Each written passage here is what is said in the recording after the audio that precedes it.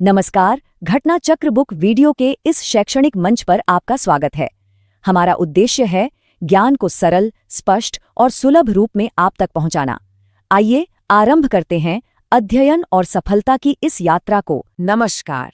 आज हम एक सफर पर निकलने वाले हैं, बिहार के राज्यपालों की सूची के जरिए 1947 से लेकर आज तक। लेकिन रुकिए, ये सिर्फ नामों और तारीखों की कोई सूखी लिस्ट नहीं होने वाली है।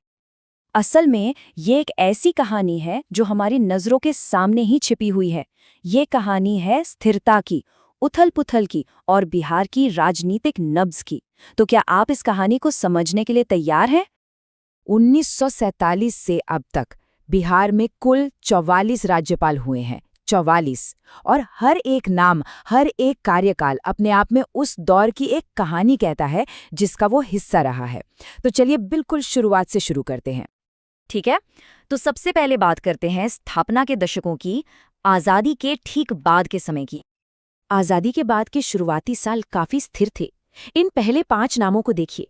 श्री जयराम दास दौलतराम, श्री माधव श्रीहरि अणे, श्री आर दिवाकर, भविष्य में भारत के राष्ट्रपति बने डॉक्टर जाकिर हुसैन और श्री M.A. अयंगार। इन सभी के कार्यकाल काफी लंबे थे, जो उस दौर में एक तरह की राजनीतिक शांति और एक स्थिर प्रशासन का संकेत देते हैं। ये पैटर्न अपने आप में बहुत कुछ कहता है। श्री नित्यानंद कानूनगो को मिलाकर पहले 6 राज्यपालों ने औसतन लगभग 4 साल तक सेवा की। ये स्थिरता वो नींव थी जिस पर आज़ादी के बाद राज्य का शासन खड़ा हुआ था। लेकिन फिर कहानी में एक मोड़ आता है, चीज़ें बदलने लगती हैं।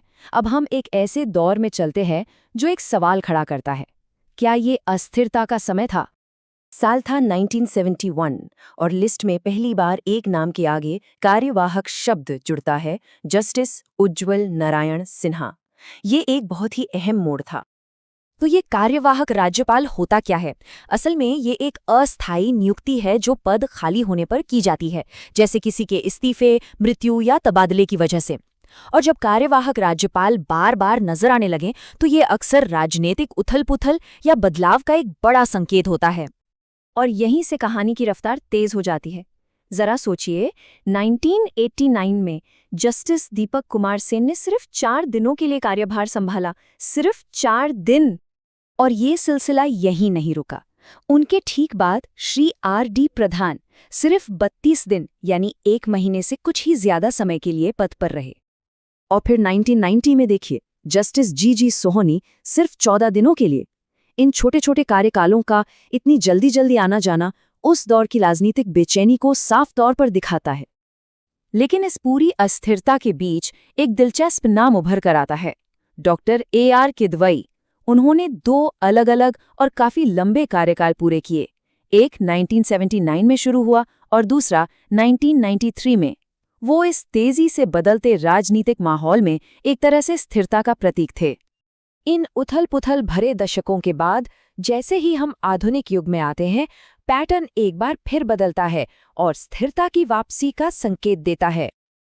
और यहाँ हम देखते हैं कि लंबे स्थिर कार्यकाल वापस आ गए हैं।